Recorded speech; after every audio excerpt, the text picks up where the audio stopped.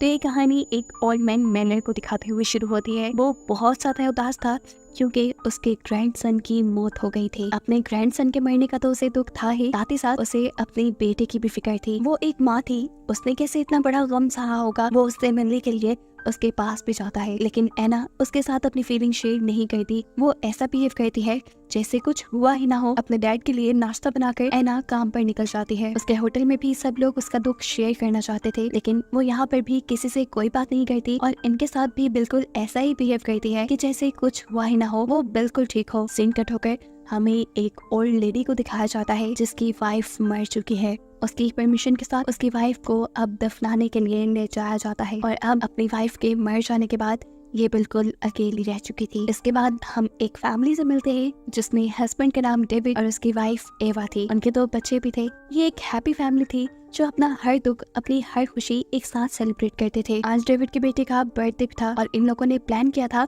कि अपने काम से वापस आने के बाद ये सब मिलकर ये बर्थडे धूमधाम से सेलिब्रेट करेंगे। ये प्लान करने के बाद एवा और डेविड दोनों अपने काम के लिए निकल जाते हैं। वो नहीं जानते थे कि आज उन्होंने जो प्लान किया है वो बिल्कुल ही उल्टा होने वाला है। टनल से गुजरते हुए एवा की कार का एक्सीडेंट हो जाता है और मौके पे ही एवा की मौत हो जाती है। उसकी मौत से उसकी पूरी फैमिली बहुत ज्यादा शॉक थी और साथ में दुखी भी। डेविड अभी हॉस्पिटल ही था। ये रात तो जैसे कटने का नाम ही नहीं ले रही थी। इसी रात में हमें एक तेज आवाज सुनाई देती है। ये आवाज इतनी तेज थी कि सभी जिंदा इंसानों के कान फटने लगे थे। और जिस वक्त ये आवाज सुनाई दी उसी वक्त पूरी दुनिया की लाइट एकदम से ब्लिंक हुई। इस आवाज के सुनते साथ ही सारे परिंदे यहाँ से उड़ जाते हैं और जहाँ पर एना काम कर रही थी हम देखते हैं कि वहाँ का फैन भी गिर जाता है, लेकिन किस्मत से एना बच जाती है। एना के डैड जो कि अपने ग्रैंडसन की ग्रेव पे गए हुए थे वो भी इस आवाज को सुनते हुए बेहोश हो जाते हैं और जब उन्हें होश आया तो उन्हें अपने ग्रैंडसन की कब्र में से कुछ आवाजें सुनाई दी। उसे लगा कि उसका ग्रैंडसन जिंदा है। जिस चेक करने के लिए वो अपने ग्रैंडसन की कब्र खोद देता है। उसका ग्रैंडसन जिंदा है कि नहीं ये तो हमें नहीं दिखाया जाता, पर मैनर यानी इस ओल्ड मैन का हैरान परेशान चेहरा दिखाया जाता है। सीन कट होकर अब हमें उस बुढ़ी औरत को दिखाया जाता है जिसकी वाइफ अभी एक दिन पहले ही मरी है। अपनी वाइफ के बगैर वो बिल्कुल अकेली रह चुकी थी। वो उसकी याद में रो रही थी कि अचानक उसे भी अपने घर के बाहर एक आवाज सुनाई देती है और जब वो चेक करने जाती है तो ये देखकर वो हैरान रह गई कि घर के बाहर और कोई नहीं बल्कि उसकी वाइफ ही थी। उसे अपनी आंखों पे यकीन नहीं आया, इसीलिए वो अपनी वाइफ को गले लगा लेती है। सीन कट होकर हमें हॉस्पिटल का सीन दिखाया जाता है जहाँ डेविड अभी अपनी वाइफ की मौत पे रो रहा था। एकदम से उसे फील हुआ जैसे एवा ने अपना हाथ हिलाया। ये देखकर वो बुरी तरह शॉक हुआ और उसने जाकर डॉक्टर्स को बुलाया। डॉक्टर्स के चेक करने पे उन्हें मालूम हुआ कि एवा जिंदा हो गई है, लेकिन उसकी हार्ट बीट बहुत कम है। इस चीज से वो शॉक रह चुका था। वो घर आकर के बाद अपने बच्चों को भी बताता है कि पहले उसकी मॉम मर गई थी, लेकिन अचानक से फिर उसकी मॉम जिंदा हो गई और अब डॉक्टर्स का कहना है कि उनकी हार्ट बीट बहुत कम है, इसलिए डॉक्टर्स ने उन्हें अपनी ऑब्जर्वेशन में रखा है। डॉक्टर भी इस चीज को एक्सप्लेन नहीं कर पा रहे थे कि आखिर एवा जिंदा कैसे हुई है। यहाँ सीन कट होकर हम एना को देखते हैं जिसका बेटा मर चुका है। अपना दुख अपने अंदर रख रख के वो बहुत ज्यादा थक चुकी थी। वो अब इस दुख के साथ और जिंदा नहीं रहना चाहती थी। वो अपने बाथरूम में जाकर जोर से चीख मारती है और अब फैसला करती है कि वो भी जिंदा नहीं रहेगी, वो भी अपनी जान दे देगी।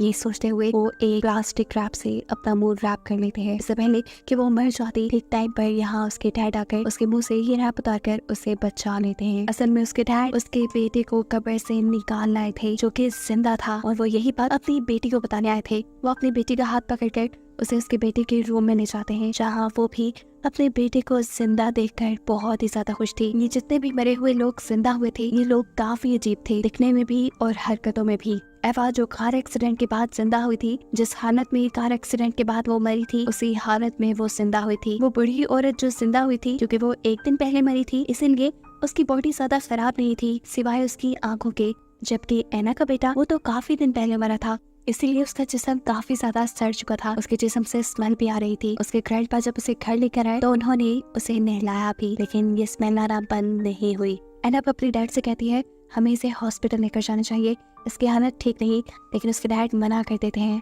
और कहते हैं नहीं हम इसे हॉस्पिटल नहीं ले जा सकते क्योंकि कब्र खोदना इलीगल है और हमने इलीगली कब्र खोद कर इसे निकाला है। वैसे भी अगर डॉक्टर्स को ये बात पता चली कि ये मरकर इतने दिन बाद जिंदा हुआ है तो डॉक्टर्स उसे अपने एक्सपेरिमेंट का बस एक पार्ट बना देंगे। अब ये बातें कर रहे थे कि एकदम से इनका डोर नॉक होता है। यहाँ पर पुलिस आई थी जो एना से उसके मरे हुए बेटे के बारे में ही पूछती है, क्योंकि पुलिस को शक था कि उसके ग्रैंडपा उसे उसकी कब्र से निकालना है। यहाँ एना कोई जवाब नहीं देती और पुलिस यहाँ एना के सैड एक्सप्रेशन और उसकी खराब हालत को देखकर चले जाते हैं। खैर ये रात कट जाती है और सुबह होने पर न्यूज में खबर मिलती है कि सिर्फ यही 3 लोग नहीं बल्कि पूरी दुनिया से मरे हुए इंसान जिंदा होने लगे थे। बहुत से लोग अपनी ग्रेव्स फाड़कर खुद बाहर आ चुके थे और बहुत से लोगों को उनकी कब्रों से निकाला जा रहा था। जितने भी मरे हुए लोग जिंदा हुए थे उनकी हालत करीबन एक से ही थी। इन लोगों के अंदर ना तो कोई इमोशंस नजर आ रहे थे, ना ही ये लोग बोल रहे थे और सुन रहे थे। इवन के ये लोग तो कुछ खा भी नहीं रहे थे। इन लोगों का जिंदा होना जरूर कल वाली आवाज से जुड़ा है जो कल शाम सब लोगों को सुनाई दी। यहाँ पुलिस को भी ये बात पता चल गई थी कि एना के बेटे को उसके ग्रैंडपा ने निकाला है। इसीलिए वो अपने डैड से कहती है, डैड जब तक सिचुएशन ठीक नहीं हो जाती हमें आइलैंड पे चले जाना चाहिए। वहाँ पर उनका एक छोटा सा घर था जहाँ वो छुट्टियां मनाने जाया करते थे। ये लोग अब उस बच्चे को लेकर आइलैंड पे चले जाते हैं, जबकि सीन कट होकर हमें उन 2 बूढ़ी औरतों को दिखाया जाता है जिनमें से एक जिंदा होकर आई थी। उसकी वाइफ जब उसे खाना खिलाने की कोशिश करती है तो ये औरत खाना खाने के बजाय उस पर ही हमला कर देती है। ये चीज उस औरत को अजीब लगी और वो ये भी जान गई कि सामने बैठी हुई औरत उसकी वाइफ नहीं है, लेकिन वो फिर भी उसे छोड़ती नहीं बल्कि उसके साथ वक्त गुजारती है। यहाँ एना भी अपने बेटे के सामने उसकी फेवरेट रिमोट कार लेकर आती है जिसे ये लोग उसके सामने चलाते हैं। तो उसका बेटा तब भी कोई एक्सप्रेशन नहीं देता, ना हंसता है ना एक्साइटेड होता है और इससे इन लोगों के अंदर भी परेशानी बढ़ जाती है। खैर एना के जब डैड यहाँ से दूर पीने के लिए पानी लेने के लिए जाते हैं तो हम उनके पीछे एक और डेड आदमी को देखते हैं। यह आदमी देखने में काफी भयानक लग रहा था, ऐसे जैसे वो बहुत पहले मरा हो और उसकी बॉडी काफी ज्यादा सड़ चुकी हो। वो एना ग्रैंड को ऐसे दिख रहा था जैसे उन्हें मार खाएगा। खैर सीन कट होता है और हमें दिखाया जाता है कि एवा के बच्चे एवा से मिलने के लिए गए हैं। एवा ना उन्हें पहचान पा रही है और ना ही उन्हें देख पा रही है। यहाँ एवा का बेटा एक्साइटेड होकर अपनी मॉम को अपना रैबिट दिखाता है जो उसके डैड ने उसे उसकी बर्थडे पे गिफ्ट किया था। एवा अपने बेटे से कुछ नहीं बोलती बल्कि उसका रैबिट पकड़कर उसे जान से मार देती है और ये देखकर उसके दोनों बच्चों के साथ साथ उसके हस्बैंड भी डर जाते हैं।